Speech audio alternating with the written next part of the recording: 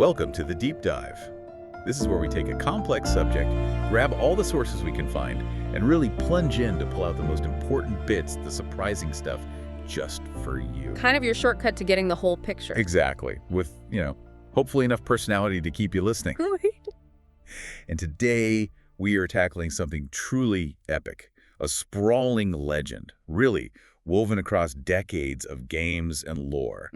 It's a world full of gods, heroes, villains, and a history so complex it sparked, well, countless debates. Oh, definitely. We are undertaking a deep dive into the very chronicle of Hyrule, the legendary timeline and lore of the Legend of Zelda universe. That's right.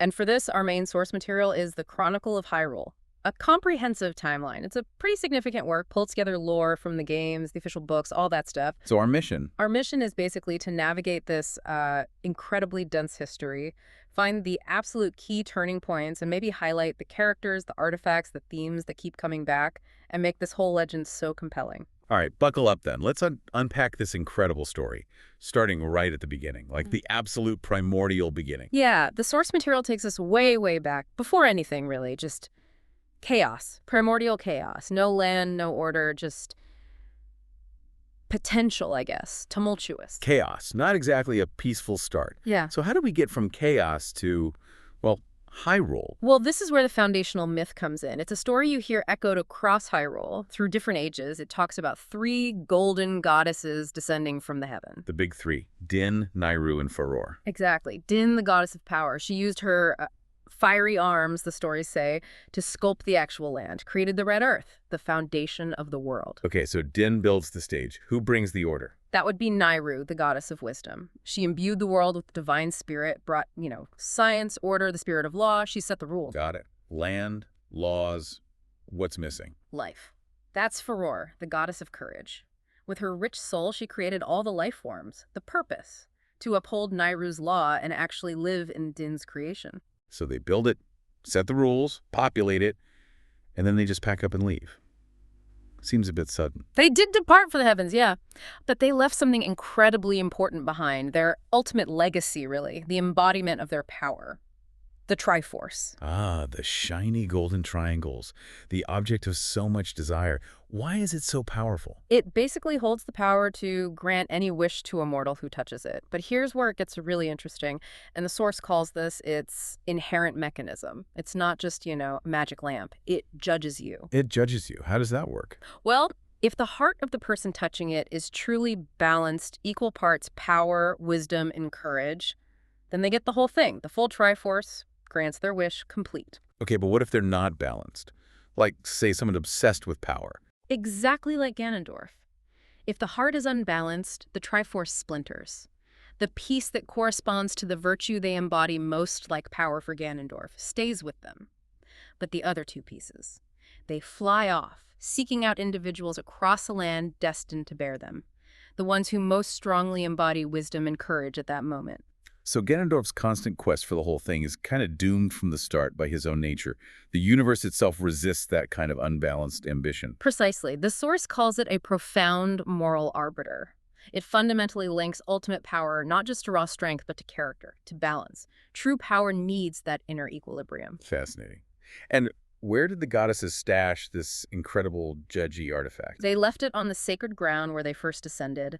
This spot became known as the Sacred Realm. It's described as this ethereal plane, intrinsically linked to the Triforce. And has that weird property. Yeah, it acts like a mirror, reflects the heart of anyone who enters. So for a pure heart, it's paradise. But for an evil heart, it twists into a realm of darkness and despair. Okay, world-created, super powerful artifact left behind, guarded by a goddess, Hylia, in this mirror-like sacred realm. Sounds like things might have been peaceful for a bit after the chaos. Peaceful, yeah, but only for a short time. This peace was shattered, violently, by the rise of the Demon King, Demise. Demise, okay, sounds bad. The source describes him as ancient, incredibly formidable, pure evil, basically, the father of all monsters, and his one goal. Coveting the Triforce, he launched this brutal assault, tearing up from fissures deep in the earth. So Hylia had to step in and protect her creation. She did. She fought alongside the surface tribes who were left, the Gorons, the Mogma, the Kikwi. But even with her divine power, she knew she couldn't completely destroy Demise. So she came up with a plan. A desperate one. Drastic but effective. She gathered the surviving humans onto this big chunk of land and sent it soaring into the heavens high above the clouds behind a thick cloud barrier. That became Skyloft. Lifting a whole civilization into the sky. That's some serious power. It was the only way to shield them from the war still raging below. While the fight continued on the surface, Hylia eventually managed to seal Demise away, contained him deep within the earth in an area that would later be known as the Sealed Grounds. Containment, though, not destruction. And Hylia made an even bigger sacrifice after that, right? Something absolutely fundamental to the whole legend. A profound sacrifice, yeah. Sets the stage for everything. She realized that gods couldn't actually wield the Triforce themselves, and she knew Demise's evil was too great to stay sealed forever, so she chose to forsake her immortality. Gave up being a goddess. Why? So she could be reborn as a mortal being. This mortal incarnation, the first in the line, would eventually be capable of wielding the Triforce against Demise when he inevitably returned. This sacrifice establishes the entire lineage of Princess Zelda. Wow. So every Zelda we meet is a descendant of this goddess who chose mortality. That adds so much weight to her role. Absolutely, and the game Skyward Sword is the one that chronicles this whole ancient era. It shows us the genesis of the Master Sword, too. Starts as the Goddess Sword with the Spirit Fi inside. Right, Link has to temper it. Exactly, with the three sacred flames, Din's, Nayru's, and Furor's, found across the land. And then Zelda, as Hylia's mortal form, gives it her divine blessing. That transforms it into the Master Sword, the blade of evil's bane, imbued with the power to repel evil. Even after Link defeats Demise in that era, the threat isn't truly gone because of a curse. Crucially, Demise' dying curse. The source material hammers this point home. This is the definitive origin of the core conflict. With his last breath, Demise cursed the descendants of the hero and the goddess. He vowed his hatred would be reborn, endlessly in an eternal cycle, fated to clash forever with those carrying the spirit of the hero, Link, and the blood of the goddess, Zelda. That one curse basically sets up the entire repeating conflict of the series. Link, Zelda, Ganon, locked in the cycle. It's the foundation. So Demise's curse, Hylia's sacrifice, they lock these key figures into this repeating destiny. So what happens after Skyloft eventually comes back down? The cloud barrier disappears. The descendants of the Skyloft folks return to the surface, which is now safe, relatively speaking. Over time, they build civilization, eventually forming the Kingdom of Hyrule, with the royal family descended from Hylia. There's an initial turbulent period, the era of chaos, with fights over the Triforce. Then, eventually, the Sacred Realm gets properly sealed away, leading to a period called the Era of Prosperity for the now unified kingdom. And during these early days, some other smaller beings show up. Indeed, the Picori, also called the Minish. Tiny, sprite-like beings, almost like fairies, said to have come from the sky way back. The sources say they played a really important, helpful role. They gave the sacred light force and a special blade, the Picori blade, to an ancient hero to seal away some great evil. And they led to a festival. Yeah, the annual Picori Festival, a time when a door between their world and Hyrule would briefly open. And the Minish Cap game dives right into this, introducing another early villain, separate from the Demise line. Exactly. The Minish Cap introduces Vaati. He started as an apprentice to a Minish sage named Eslo. But when he got ambitious, stole Eslo's magical mage's cap, which grants wishes, and used it to turn poor Eslo into, well, a cap. Turned his master into headwear. Harsh. Very. Vaati then shows up at the Picori Festival, shatters the Picori blade, releasing the monsters it held sealed, unleashes all sorts of evils, turns Princess Zelda to stone, all because he's searching for this legendary light force. So a young Link has to team up with Eslo the Cap. That's the setup. Their quest is to reforge the Picori blade by finding the four elements, turning it into the Four Sword. Vaati's story here is really interesting. It's an early example of that theme of ambition, misusing power, kind of echoing what we see later with Ganondorf, but from a different origin. Link defeats Vaati in this game. But Vaati wasn't quite done, was he? No, he escapes or gets sealed, but he pops up again in Four Swords for the Game Boy Advance. Here, he's known as the Wind Sorcerer, kidnaps Zelda again. Link has to draw the Four Sword. Which splits him into 4 links. Exactly. The 4 links have to work together, chase down Vaati, and eventually seal him inside the Four Sword again. Okay, so this whole Genesis era, Skyward Sword, Minish Cap, Four Swords, it sets up the gods, the Triforce, the Sacred Realm, Demise's curse starting the eternal conflict, the hero and goddess lineages, and early villains like Vaati and artifacts like the Four Sword. Wow, That's a lot of groundwork. It really is. It lays down all the essential thematic tracks, the narrative patterns, the conflicts that are going to repeat and evolve throughout Hyrule's entire history. Okay, let's move forward now into what a lot of people see as the absolute core, the linchpin moment for the whole timeline. But things weren't exactly peaceful leading up to it. No, definitely not.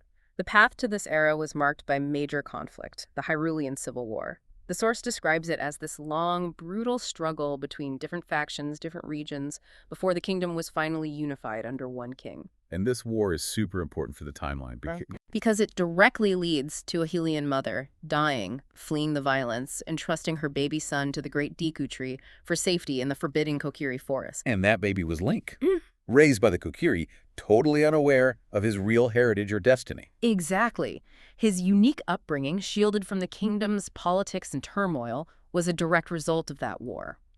Eventually, the war ends. A king unifies the land, makes these fragile treaties with the Zora, the Gorons. And during this uneasy peace, a really key figure steps onto the stage. Looks loyal, but isn't. Ganondorf. The powerful male leader born to the Gerudo tribe in the desert only happens once a century, they say. He swears loyalty to the king of Hyrule, gets access to the court. But the source is clear. It's all a sham, a deception. His real goal is to gain trust, learn secrets, and ultimately grab power, grab the Triforce. So this piece, it's built on lies. Before we jump into the main event here, you mentioned another old conflict, the Interloper War. Right, yeah. This likely happened way earlier, maybe during that initial era of chaos before the Civil War even. A group of powerful magic users, the Dark Interlopers, tried to seize the sacred realm using this dark artifact, the fused shadow. How'd that turn out? The goddesses stepped in, ordered the light spirits to banish them, sent them to this desolate parallel dimension, which became the Twilight Realm. The fused shadow was shattered, hidden away. This ancient war and banishment, a really important background, especially for understanding Twilight Princess later on, shows that threats to the sacred realm and banishment as a solution are recurring themes. Okay, but the main event, the game that changes everything, the Legend of Zelda, Ocarina of Time. Absolutely. This is the pivot. Link, the Hylian boy raised as a Kokiri, gets guided by the dying great Deku tree and his fairy, Navi, to stop Ganondorf.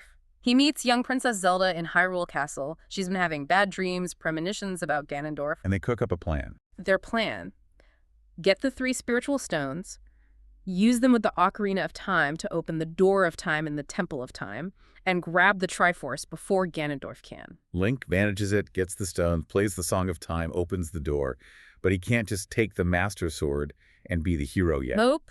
He draws the Master Sword from the pedestal of time, but the blade itself recognizes he's too young, not ready to be the hero of time. So instead of becoming the hero right then, he gets sealed away inside the Light Temple, which is actually within the sacred realm itself, for 7 years to mature. And this unintentionally creates Ganondorf's big chance. Exactly. Ganondorf's been watching. He's clever. He sees the sacred realm entrance is now unguarded because Link opened it. He follows Link in, reaches the Triforce. And because his heart is totally unbalanced, obsessed with power, The Triforce shatters.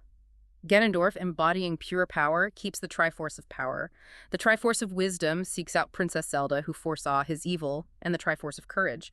It secretly imbues Link, recognizing his bravery, even as a kid sleeping in the sacred realm. so Link wakes up 7 years later, finally an adult, and the Hyrule he remembers is gone. Totally transformed, conquered, twisted by Ganondorf's dark rule.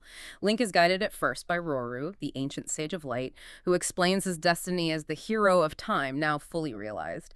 Then, guided by the mysterious Sheik, who is actually Zelda in disguise, he has to travel across this ruined Hyrule and awaken the other 5 sages. Right, the sages tied to different places and peoples. Saria of the Forest, Darunia of the Gorons, Princess Ruto of the Zora, Impa the Sheikah representing Shadow, and Naboru the Gerudo representing Spirit. And with the sage's power combined, he finally takes on Ganondorf. He does. After a huge battle, Link defeats Ganondorf, who then transforms into his monstrous form, Ganon, the Demon King. But even then, the combined power of all 7 sages, including Zelda revealing herself, manages to seal Ganon away within the evil realm, which is the sacred realm, now totally corrupted by his presence. Victory. Hyrule is saved. Oh. Ganondorf is sealed. But then, Zelda makes a choice. A big one involving the Ocarina. The fateful decision. She believes Link deserves to get back the childhood he lost saving everyone. And maybe, just maybe, she hopes to prevent Ganondorf's rise altogether. So she uses the Ocarina of Time and the Master Sword's power to send Link back to his original time 7 years earlier. Okay, this is it. The moment the sources point to is the Great Divide. This one act of time travel splits the timeline into 3 completely separate realities. Irrevocably. The source material confirms it. This single choice creates 3 distinct timelines, branching out from this pivotal moment in Ocarina of Time. Each represents a different potential outcome or consequence stemming from Link's battle and Zelda's decision. Let's unpack these branches, starting with the one that wasn't the main victory path. Okay, first, the downfall timeline. The hero is defeated. This represents a tragic alternate outcome. What if Link lost that final battle against Ganondorf in Ocarina of Time? Wow. Okay, so the official history actually includes a reality where the hero fails. Oh, that's pretty dark. It acknowledges the stakes were incredibly high. In this timeline, the hero falls. Ganondorf triumphs, takes the Triforce of Wisdom from Zelda, the Triforce of Courage from Link, and finally gets the whole Triforce. Oh boy. All-powerful Ganon. What happens then?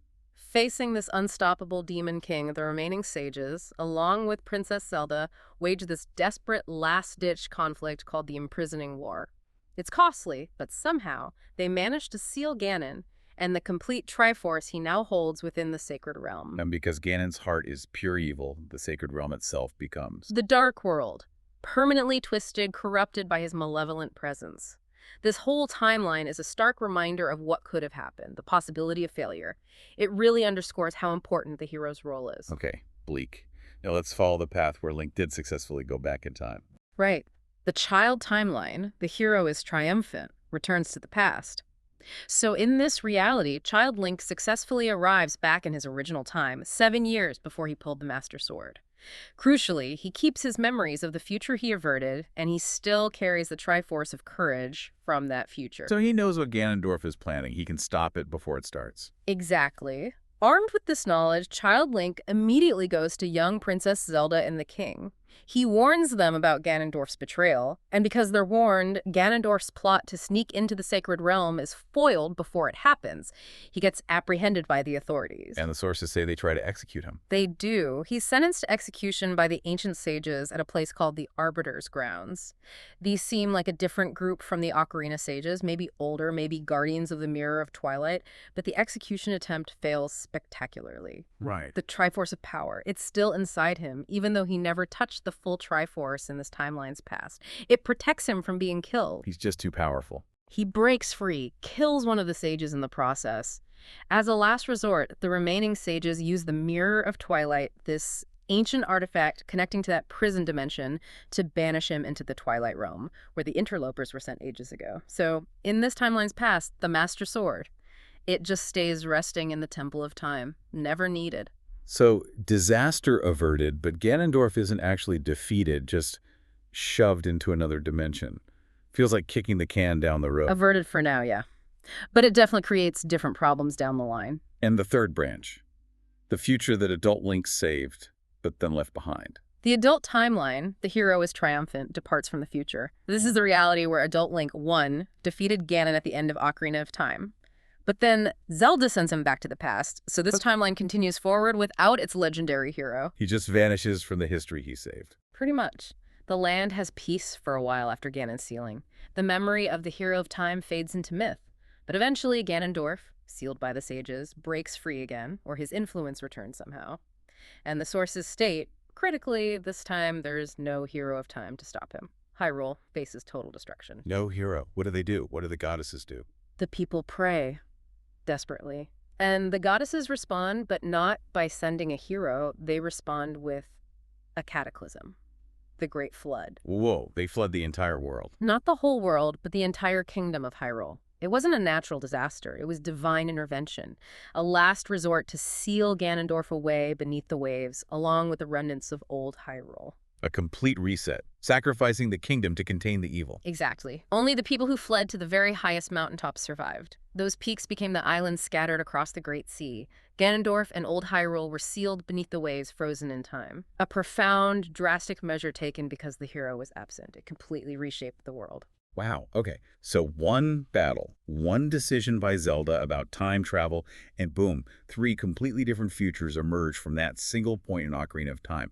Why should you, the listener, care about all this branching complexity? Because it fundamentally changes how you look at the whole series. It shows that these pivotal moments, even choices made with good intentions, like Zelda sending Link back, can have these massive, unforeseen consequences, not just for a kingdom, but for reality itself. Yeah, it's not just one straight story. Not at all. It shows Hyrule's history is dynamic. It branches, it's influenced by fate, sure, but also by choices, by free will, and the consequences that ripple out from those actions. It makes you appreciate the victories in each game and understand the struggles in a totally new light. It really does add depth. Okay, let's follow that first alternate path we mentioned, the downfall timeline, where Link lost the final battle in Ocarina of Time. Ganon got the whole Triforce, but was eventually sealed in the corrupted Sacred Realm, now the Dark World, after that desperate imprisoning war. Right. So centuries pass after that war. Ganon is sealed, but his evil influence starts to seep back into Hyrule from the Dark World. This is the setup for The Legend of Zelda, A Link to the Past. A wizard named Aghanim appears. Secretly Ganon's pawn. Exactly. He infiltrates the court, gets rid of the king, and starts capturing these maidens. They're descendants of the original sages from the imprisoning war, including Princess Zelda herself. He banishes them to the Dark World, trying to break the seal holding Ganon. And a new hero, another Link, gets the call. A new incarnation, yeah. A boy named Link is woken up by Zelda's telepathic cries for help. He inherits the quest from his dying uncle, finds the Master Sword, which has been resting in the Lost Woods since the imprisoning war, and he has to travel between the Light World, Hyrule, and this twisted Dark World counterpart to rescue the maidens. He defeats Aghanim and then confronts Ganon himself in the heart of the Dark World. And this Link manages something huge through this timeline. He gets the complete Triforce. He does. After beating Ganon, he reaches the Triforce within the Dark World. And because he's proven himself, his heart is balanced, he can claim the whole thing. He uses its power to wish for peace, for Hyrule's restoration, undoing all of Ganon's damage. It brings a new era of hope to this timeline, a recovery after that initial failure. The Master Sword goes back to the Lost Woods. So after this massive world-saving adventure, what's next for this particular Link? Well, according to Link's Awakening, he decides to go traveling, training abroad. But on his way back, his ship gets caught in this terrible storm. He washes ashore on a mysterious place called Koholint Island. He's found by a young woman named Marin. And Koholint has this giant egg on a mountain and a sleeping fish. The windfish, yeah, slumbering inside the egg. Link learns the only way off the island is to wake the windfish by collecting 8 magical instruments of the sirens.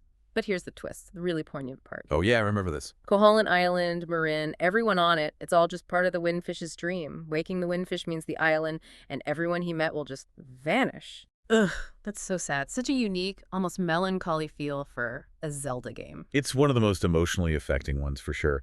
And it's worth noting there was a timeline revision here.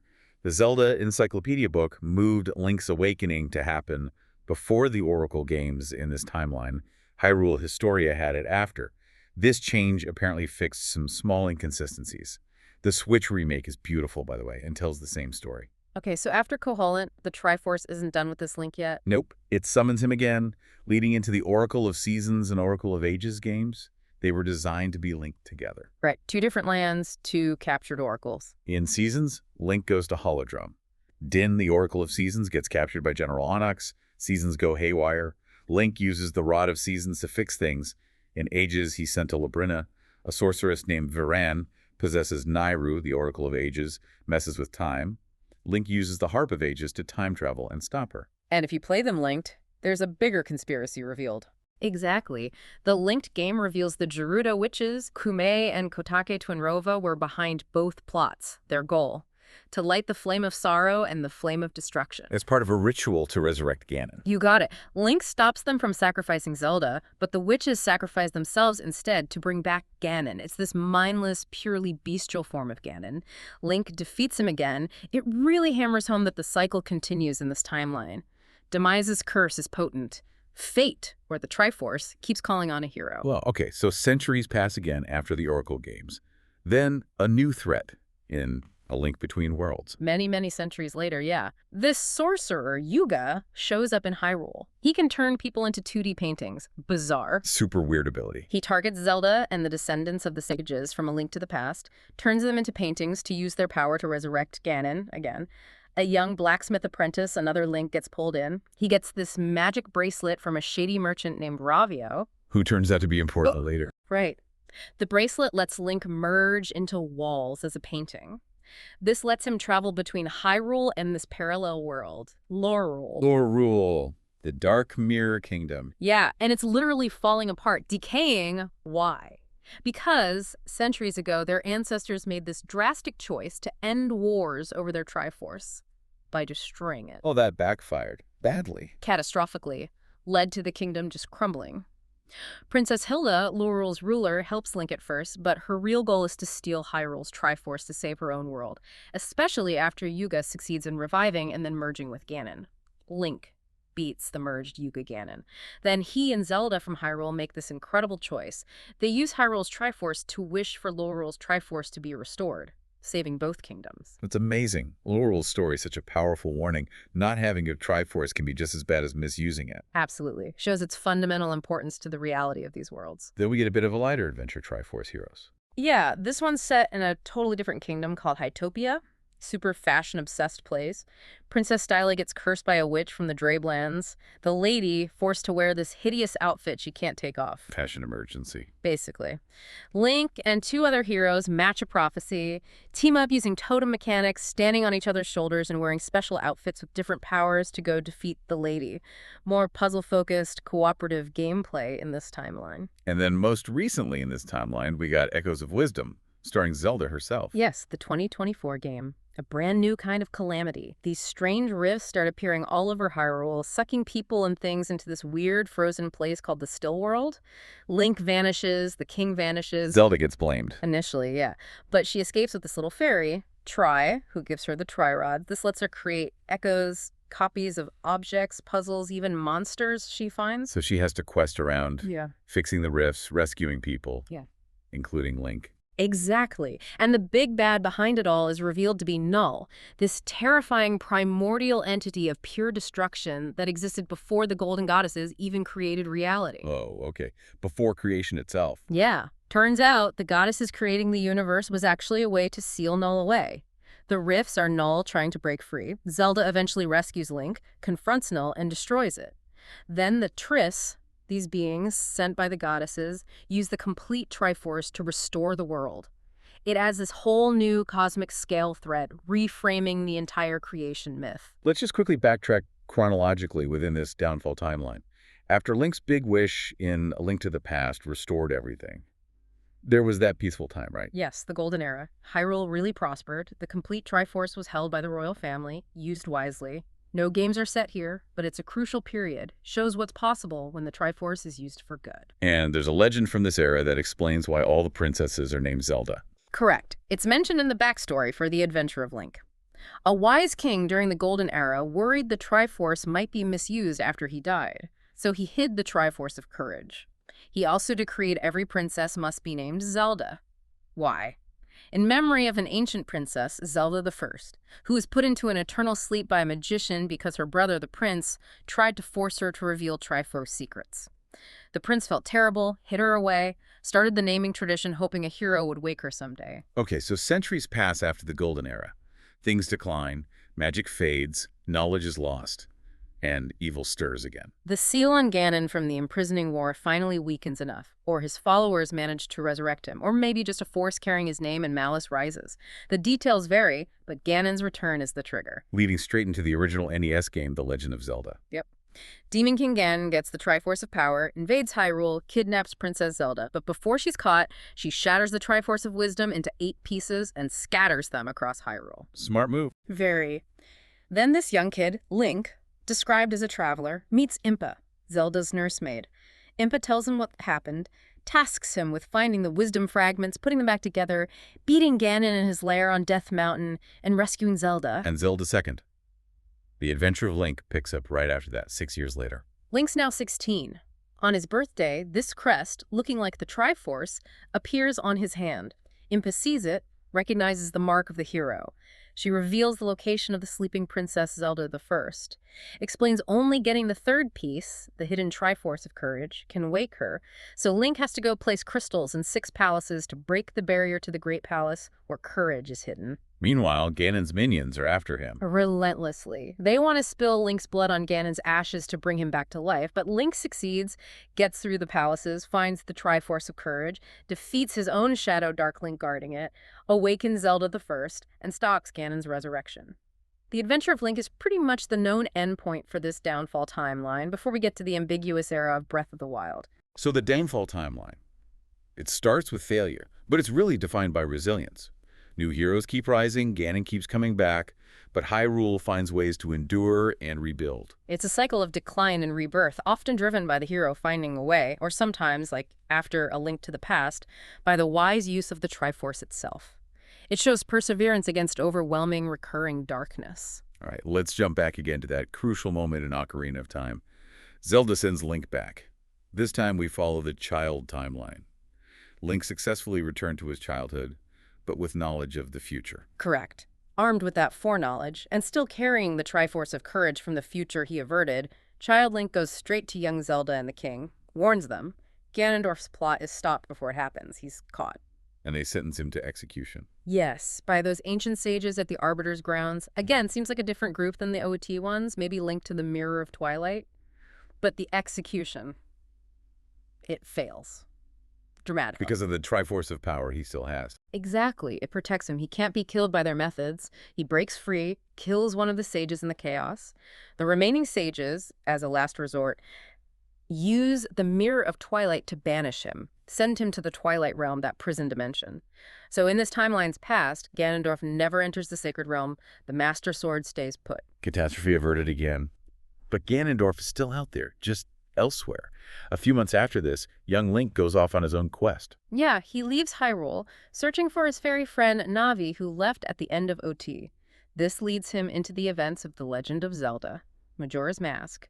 He gets ambushed in the woods by Skull Kid wearing the creepy Majora's Mask and his fairies Tattle and Tail. Skull Kid steals his ocarina and horse. Yep, and curses Link, turning him into a Deku scrub.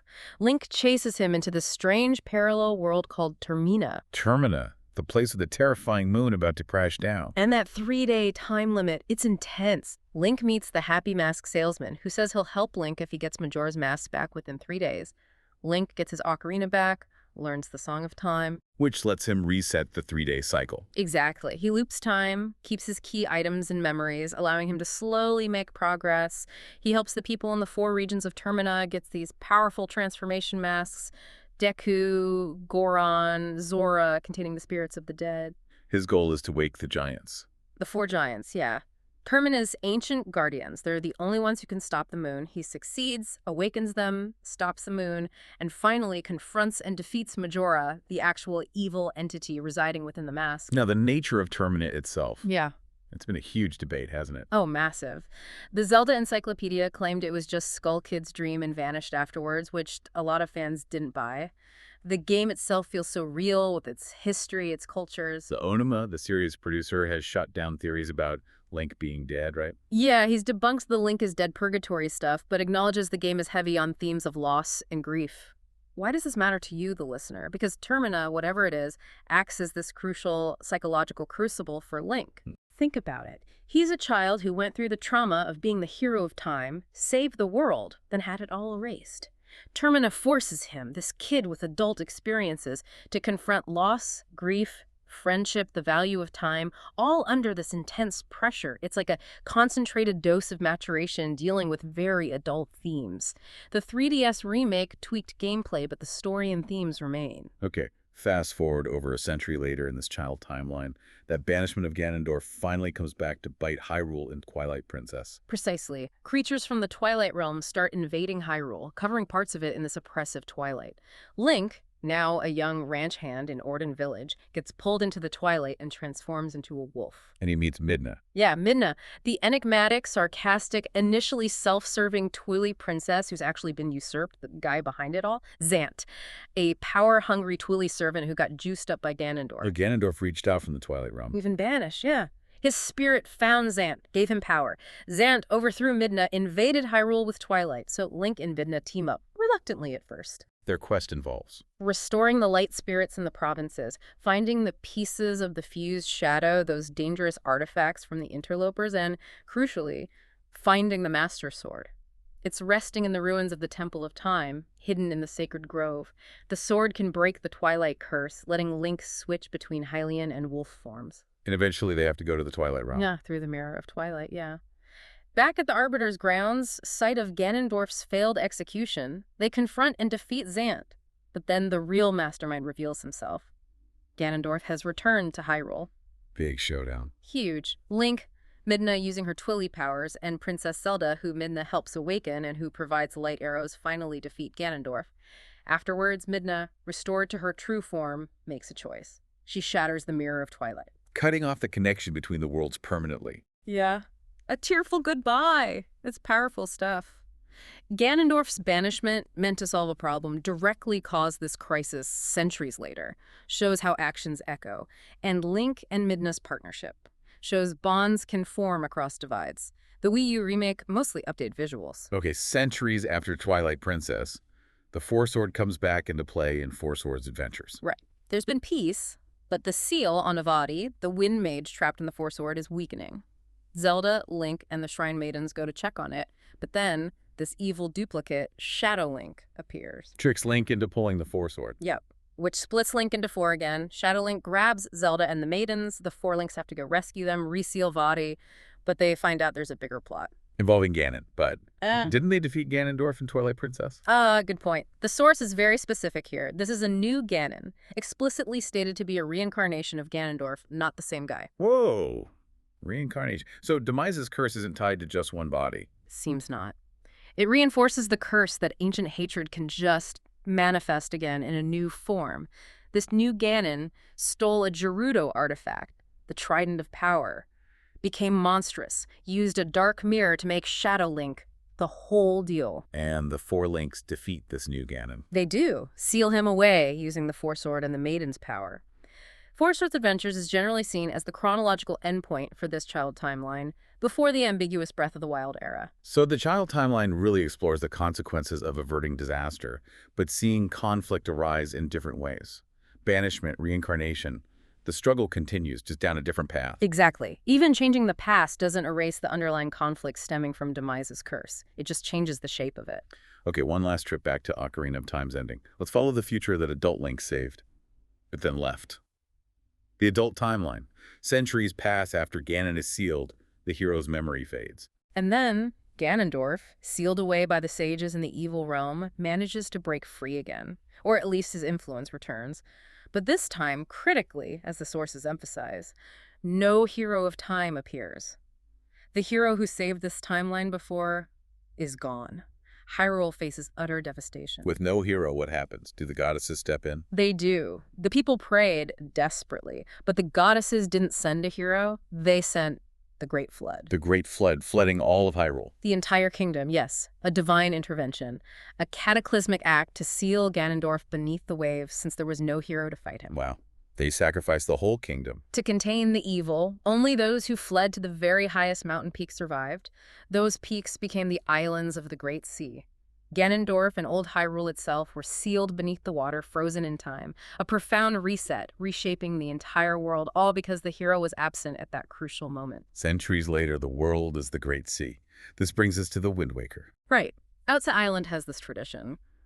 Boys wear green, like the legendary hero of time when they come of age. On this day, a young boy named Link sees his sister, Errol, get snatched by a giant bird, the Helmarock King. Servant of Ganondorf. Yep, Ganondorf is back, somehow freed from his underwater prison. He's having the bird kidnap girls with pointy ears across the sea, searching for Zelda's descendant, trying to find the Triforce of Wisdom. So Link sets out, dressed like the hero, to save his sister, who helps him. He teams up with pirates, led by Captain Tetra, who, spoiler alert, turns out to be Princess Zelda, the descendant Ganondorf is looking for. And he's guided by this talking boat, the King of Red Lions. Who is, actually? The spirit of Daphne's Nohansen Hyrule, the last king of Brown Hyrule, waiting for a new hero.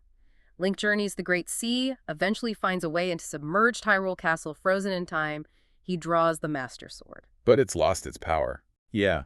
Too much time passed, and the sages of Earth and Wind who were meant to power it with prayer are long gone. So Link has to find their successors, Medli the Rito, bird people evolved from Zoras in this timeline, and Makar the Korok, forest spirits evolved from Kokiri, and awaken them by conducting sacred songs. Restores the Master Sword's power. Right. Then the final confrontation with Ganondorf in his flooding tower. Link, with Tetra Zelda using light arrows, manages to defeat Ganondorf, impales him with the Master Sword, turns him to stone. Old Hyrule is then completely submerged for good. Link and Tetra set sail to find a new land, a new Hyrule. The HD remake made sailing faster, thankfully. What happens right after Wind Waker? Just months later, Phantom Hourglass begins. Link, Tetra, and the pirates are searching for a legendary ghost ship. They enter this foggy region controlled by the Ocean King. Tetra boards the ghost ship, disappears. Link tries to follow, gets knocked into the sea. He wakes up on an island, meets new friends. Yep, Merkay Island. Meets a fairy named Sela, and Captain Lineback, cowardly guy with a steamboat, the SS Lineback, but ultimately helpful. They travel the world of the Ocean King to find Tetra, figure out the ghost ship mystery. There's the Temple of the Ocean King, scary phantoms. And the Phantom Hourglass itself. Right, an artifact that lets them navigate the temple safely for short periods. They discover the villain is Bellum, this life-sucking monster who drained the Ocean King, who's actually an old whale-like guy named Oceus, and petrified Tetra. Link gets the Phantom Sword, beats Bellum, saves Tetra, restores Oceus. Then, poof, they're back on Lineback's ship. Hardly any time passed.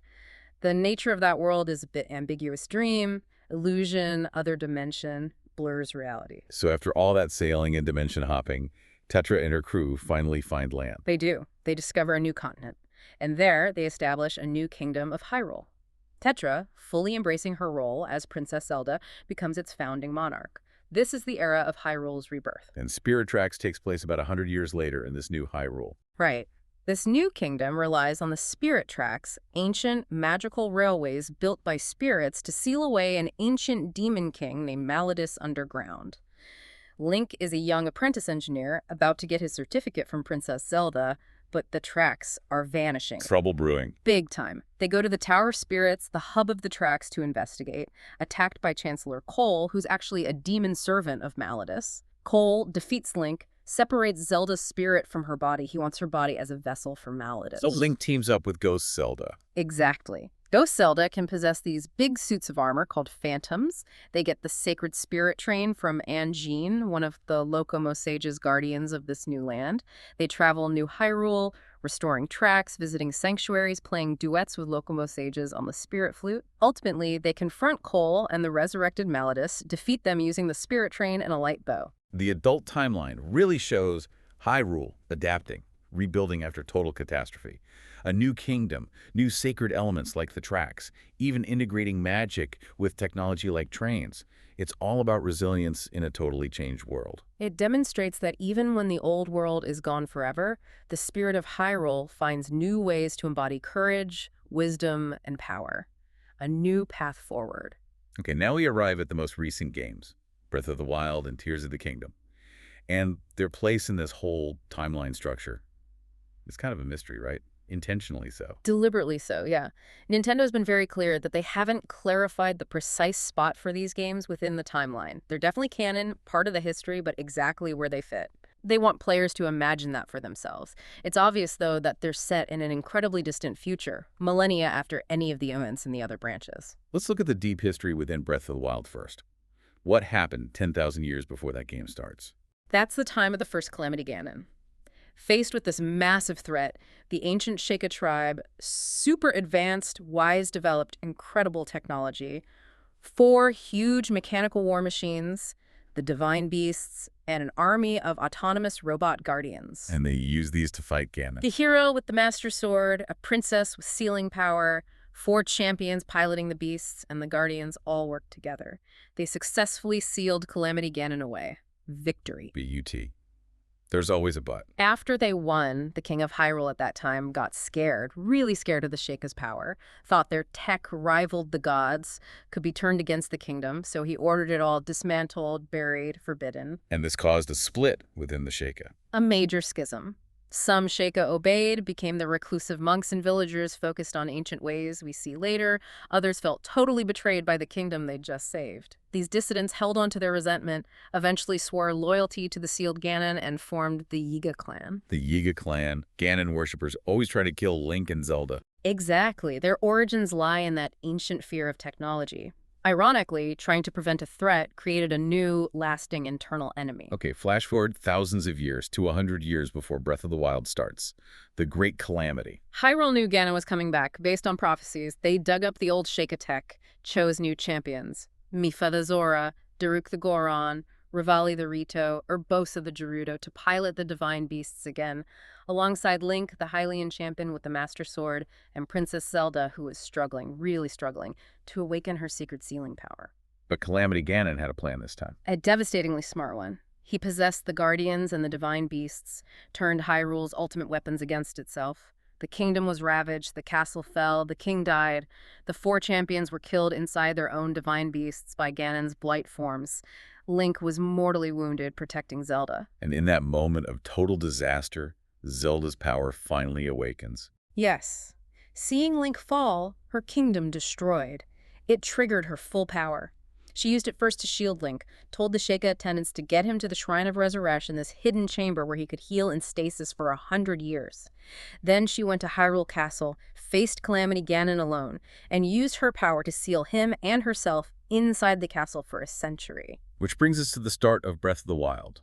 100 years later, Link wakes up, no memory. Guided by Zelda's voice from afar and the spirit of King Rome, gets the Sheikah slate, his quest, explore this huge, ruined Hyrule, piece together his lost memories. Those recovered memories are key. Free the spirits of the champions by purging the blight from the divine beasts. Reclaim the Master Sword from Korok Forest, the version that runs out of energy. And finally, defeat Calamity Ganon in the castle, freeing Zelda. Link's amnesia is brilliant. Discovering the past is part of the gameplay loop.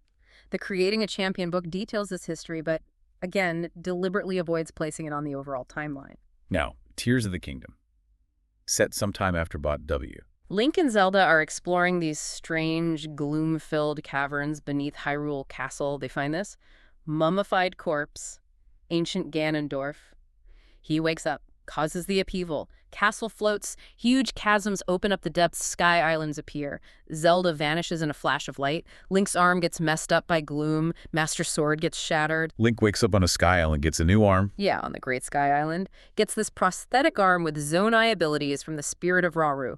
Rauru reviews he's an ancient Zonai, the first king of Hyrule. Through these dragon tear memories scattered around, Link sees what happened to Zelda.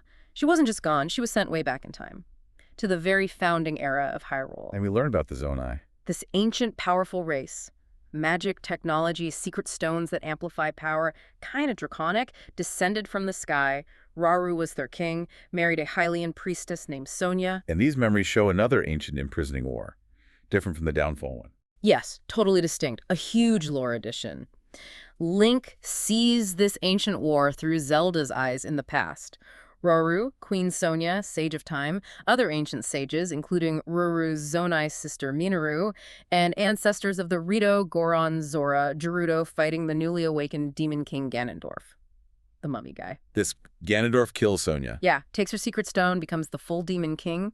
Rauru makes the ultimate sacrifice, uses his life force to seal Ganondorf deep beneath where Hyrule Castle will eventually be built, a seal meant to last millennia. And Zelda, stuck in the past, makes an incredible sacrifice too. Unbelievable sacrifice. To make sure the Master Sword, broken in Link's time, can be healed, she swallows her own secret stone, undergoes draconification, turns into an immortal light dragon, destined to fly Hyrule's skies for thousands of years, constantly bathing the Master Sword, which she carries on her head in sacred light, healing it for Link. Oh my god, she becomes a dragon for millennia just to fix the sword for him. Yeah. Back in the present, Link quests across Hyrule, the sky, the depths. He gets help from the descendants of those ancient sages, Tulin, Yunobo, Sadon, Riju, the new sages, and Minoru's spirit in a construct body. He finally gets the healed Master Sword back from the Light Dragon, realizing it's Zelda. And uses it to defeat Ganondorf. With the sage's help, yes. Right. Defeats the Demon King, purges the evil. Zelda is eventually restored to her Hylian form. Tears of the Kingdom adds so much Zonai, this earlier imprisoning war, Zelda's sacrifice. Reframes the past massively. Multiple foundings, deeper roots of conflict. But still, Where do these games FET in the overall timeline? That's the million rupee question. The debate rages. Are they super far in the future of one branch? Did the timeline somehow converge way down the line? Explains Rito and Zora coexisting, maybe different ruins? Is it a whole new timeline, a soft reboot? Nintendo's ambiguity is strategic. Creative freedom, avoids alienating fans, keeps the lore alive and debated. It shifts it from rigid history to, well, mythology, legend. So why should you, the listener, care about this ambiguity? Because it means you get to participate. You look at the clues Rito Zora together, ruins from different eras, the two different imprisoning wars, the Zonai history, and you get to theorize, imagine how it fits. You add your own layer to interpreting the legend, the learning, the discussion. It never really stops. Keeps it fresh. Okay, so as we've gone through this enormous history, from the goddesses creating the world to the mysteries of the wild era, certain things just keep popping up again and again. Across timelines, these are the core pillars of the legend. Absolutely. The most obvious one, the Triforce. We talked about its origin, the goddesses, the sacred realm. Its power is immense, but that key feature is its connection to the wielder's heart, how it splits if there's no balance. And the pieces almost always end up with the same types of people. Power goes to Ganondorf or Ganon. Wisdom goes to Zelda or her descendants, the bloodline of the goddess. Courage goes to Link, the hero's spirit. It's the ultimate driver of conflict and resolution. And like Lorule showed us, its absence, just as bad as its misuse, it reflects the wielder, symbolizes choice, balance, consequences. Then there's the sword, the legendary one. The Master Sword. Blade of Evil's Bane. We saw its origin in Skyward Sword, Goddess Sword plus Phi, tempered by sacred flames, blessed by Hylia Zelda, and Demise's essence sealed within it, forever tying it to the fight against evil. What makes it so special? What can it do? Its main job is repelling, defeating, sealing evil, the ultimate weapon against Ganon. It breaks curses, barriers, shoots beams sometimes. But T, and this is key across many games, its power isn't constant. It can fade. It needs restoring. By sages, by light, by flames. Like in Breath of the Wild and Tears of the Kingdom, where it runs out of energy or gets broken. Exactly. It needs recharging or major repair. It powers up near malice or gloom. And think about where it rests throughout history. Sealed Temple, Temple of Time Pedestal, Lost Woods, Sacred Grove under the ocean, Korok Forest, even a Dragon's Head. It's more than a weapon. It's a living legacy, holds spirits, witnesses history. Needing re-empowerment shows the struggle is constant, requires renewal. The heroes and villains aren't usually alone either. They have these wise figures helping or opposing them. The sages. Yeah, crucial figures, sometimes called wise men, maidens, different titles. Their job, protect Hyrule, help the hero guard relics, seal away evil like Ganondorf. Often 7 of them, but the number, who they are, what races, it varies a lot depending on the era, the specific threat. So they're not like a fixed group throughout history. Not at all. That's important. We see the classic OT sages, different races, elements, the Alti TP maidens descendants, the Wind Waker sages needed for the sword, TP's ancient sages, the ones who banished Ganondorf, Spirit Tracks, Lokomo sages, ALBW sages, the distinct ancient and new sages in Talk K. Sage seems more like a role, a function. Someone who embodies protection, guidance, sealing power when Hyrule needs it. It's fluid, adaptable. And certain places keep reappearing too, sacred spots. Sacred spaces, definitely. The Temple of Time is maybe the biggest example. It's like an archetype, always linked to divine power, the Master Sword, often time itself. Look how it changes. Ancient Temple in SS, iconic OT version for time travel, ruined in TP with a time portal, ruins on the Great Plateau in Bot W, the Sky Island version in Tate K linked to Ascend. Its condition often reflects Hyrule's condition. Then there's the Sacred Realm, or Golden Land, or Dark World, where the goddesses left the Triforce, mirrors the heart paradise or darkness, constant target for conflict interlopers, Ganondorf corrupting it. It's like the metaphysical battleground. And the Lost Woods, that magical, confusing forest, gets you lost, maybe transforms you, protects sacred places, temples, the Master Sword's resting place, home to Kokiri, Koroks. It's a trial, filters the worthy, a place between worlds almost. And finally, the actual people living in Hyrule. Such a diverse cast. Absolutely. The world feels alive because of them. Hylians, obviously pointed ears, magic affinity, often the protagonists. Gorons, tough mountain folk, rock eaters, strong. Zora's aquatic, elegant swimmers, that whole evolution debate. Gerudo desert warriors, mostly female except for that one male king every century. Ganondorf, the Sheikah secretive, serving royalty, keepers of lore and tech, like Impa. And their splinter group, the Yiga clan, serving Ganon. The Kokiri forest children who don't age become the Koroks later. The Rito bird people, flight, their origin linked to Zora's in the adult timeline, but coexisting in Bot W. Fuel's debate. The Twili from the Twilight Realm, descendants of the interlopers like Midna. The Pikoriminish, tiny helpers from ancient times. Those ancient robots in Lanayru Desert. And the Zonai, ancient, powerful magic tech from the sky, central to Tiktei's backstory. The fact that some races adapt or evolve Kokiri to Koroks, Zora to Rito, shows how history shapes the people. Their relationships and presence across timelines add so much richness and fuel those timeline debates. It's clear that despite all the chaos, the time travel, the splits, these core things, Triforce, Master Swords, Sages, Sacred Spaces, the peoples, they're the constants, the threads holding the whole legend together. They are the archetypes, the symbols that keep recurring, grounding all these diverse stories in a shared, persistent mythology. Now, while the main games are the heart of the canon, the Legend of Zelda universe spills out into other things, manga, cartoons, spin-offs. How do those fit into the official history we've been mapping out? Yeah, their relationship to the main timeline varies quite a bit, but mostly they're considered outside the strict canon. Take the manga adaptations, like the ones by Akira Himekawa, generally seen as non-canon. They retell the game stories, but often add extra backstory, dialogue, sometimes even change plot points slightly, like why Link has earrings in the OT manga, or showing Link being tortured in the Skyward Sword prequel manga. They're great for character depth, different perspectives, but not the official game history. And the old cartoon, well, excuse me, princess. Oh yeah, the 1989 animated series, definitely non-canon, very lighthearted take. Link talks a lot, Zelda's more proactive, Ganon's often kind of bumbling. Fun nostalgia maybe, but totally separate from the game lore. Spin-off games are a mixed bag. The original Hyrule Warriors Wii U, 3DS, Switch, that's explicitly non-canon. It's a big crossover event, different timelines pulled together into a separate dimension by a new villain, Sia.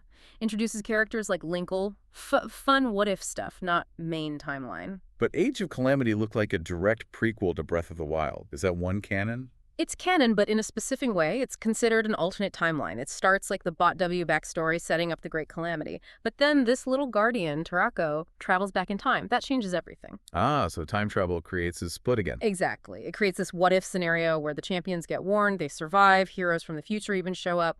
The calamity is averted in this timeline. It's fascinating, but it's not the history that led to the ruined Hyrule we see in Breath of the Wild. It's a separate branch created by Tarako's time travel. But there's an upcoming Hyrule Warriors game that is canon. They're using that style for main story now. Yes, this is a big deal. Hyrule Warriors. Age of Imprisonment, coming winter 2025.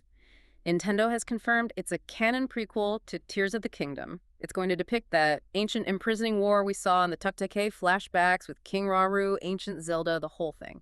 So players get to experience that major historical event directly. Exactly. Shows Nintendo is willing to use this gameplay style now to actually fill in gaps in the official canon history. And briefly, Cadence of Hyrule, the rhythm game crossover, also non-canon. Yeah. Fun collaboration, Link and Zelda team up with Cadence from Crypt of the Necrodancer. Dave's called it a love letter, not a timeline entry. So spin-offs are mostly fun side stories or alternate takes. But Age of Imprisonment signals a potential new way Nintendo might expand the official history moving forward. It reflects an evolving approach, using different styles to explore different corners of this massive history. This whole history, this timeline, it's not like it was carved in stone from day one. Nintendo themselves have put out frameworks and even made changes over the years. Absolutely. Looking at the official books shows this evolution. Hyrule Historia 2011 in Japan, 2013 internationally, that was huge. The first time Nintendo laid out an official timeline, settled decades of fan debate. Put Skyward Sword at the start, showed the splits, huge deal. But even then, They included a disclaimer. right in the introduction, said something like, this timeline collects information believed to be true at this time, explicitly leaving the door open for future changes. Very smart. Shows it's a living history, not a finished textbook. Exactly. Then came the Zelda Encyclopedia around 2017-2018. Expanded on Historia, detailed items, characters, and it made one key timeline revision. It swapped the order of Link's Awakening and the Oracle games and the Downfall timeline. Moved Link's Awakening before the Oracles. Why did they do that? Apparently to fix some small inconsistencies, like Zelda not seeming to recognize Link in the Oracle games, which felt weird if he'd just come back from Kovalan right after them. While the encyclopedia had a few minor errors elsewhere, that timeline shift is considered official. Then you have Creating a Champion, the Bot WR art book, packed with history about the Calamity, the ancient Sheikah, but deliberately, completely avoided placing Bot WTTK on the timeline. Aonuma himself said they wanted players to imagine it, foster speculation. And other guides, art books add tons of visual detail. Yeah, Art and Artifacts, the Tokte official guide, they enrich the world, the lore, even if they don't change the timeline structure. The big takeaway, canon is defined, yes, but it's also fluid. Nintendo's caveats, the Link's Awakening shift, the Bot W ambiguity, it shows it's not rigid. It allows for refinement, expansion, recontextualizing things as new games come out. What about remakes? Do they ever change the lore or timeline placement? Generally, no. Remakes like Ocarina 3D, Majora 3D, Wind Waker HD, Twilight Princess HD, Link's Awakening on Switch, Skyward Sword HD, they mostly focus on graphics, controls, quality of life stuff.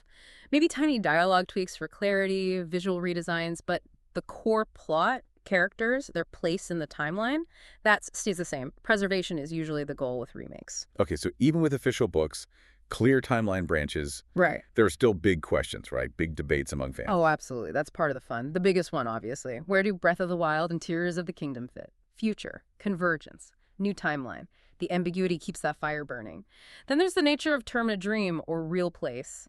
How do we reconcile the two different imprisoning wars, the LTTP one and the ancient Tutkay one, the full history of the Sheikah and Yiga across all timelines, the details of Zororito evolution, especially with them coexisting in Bot W, and what's the ultimate fate of the Master Sword or Triforce at the very end of each timeline, often left open? And these aren't necessarily plot holes or mistakes. Not necessarily. They're often deliberate choices. They invite theories, discussion, deep engagement. It keeps the community alive, trying to piece it together. Nintendo seems to favor evocative legend, mystery, over just giving us a dry history textbook. It means for you, the listener, the exploration never really ends. There are always new connections to find, new ideas to ponder. Keeps the legend alive. Fantastic point. So we have journeyed together from the absolute beginning, the creation by the golden goddesses, through those ancient conflicts with Demise, Vayati. We identify that crucial timeline split in Ocarina of Time, branching history three ways. We explored the resilience in the downfall timeline, the altered path of the child timeline, and that catastrophic reset and rebirth in the adult timeline. We've seen the power and the nature of the Triforce and the Master Sword recurring, highlighted the vital changing roles of the sages, looked at those key sacred spaces, Temple of Time, Sacred Realm, Lost Woods, and touched on the diverse peoples of Hyrule, their histories, their evolutions. We even peeked at how books, spin-offs, and official revisions keep shaping this living history. And the Age of Calamity in the Wilds, with its deep ancient lore, Sheikah, Zonai, and that deliberate mystery about its placement, just adds this whole new layer. Keeps the conversation going, keeps us guessing. Keeps the legend vibrant, actively interpreted by everyone. So what stands out most to you, listening to all this? Is it how one decision, like Zelda sending Link back, could literally break reality? Is it the chilling way Demise's curse just persists, hatred finding new forms across millennia? Or maybe it's just the incredible resilience of Hyrule itself, its people, its heroes, finding ways to face the darkness no matter which timeline they end up in. The Legend of Zelda timeline. It's so much more than just a list of games in order. It's this sprawling, complex, dynamic mythology. It embraces that complexity, the variations, and those core, enduring themes. Courage, wisdom, power, and that endless, cyclical struggle against darkness. So here's maybe a final thought for you to chew on, based on everything. Considering Demise's curse right back at the beginning, Hylia's huge sacrifice to create a lineage to fight it, Ganondorf's relentless return in different forms across every timeline, even ancient threats like Null existing before creation. What does that suggest about evil itself in this universe? Is it something external you can just seal away? Or is it maybe something more, inherent, part of the world's balance, maybe tied to the Triforce's existence itself? A force that can never truly be destroyed, only held back temporarily by the enduring spirit of the hero and the goddess, caught in this eternal cycle? Something to think about. Keep exploring.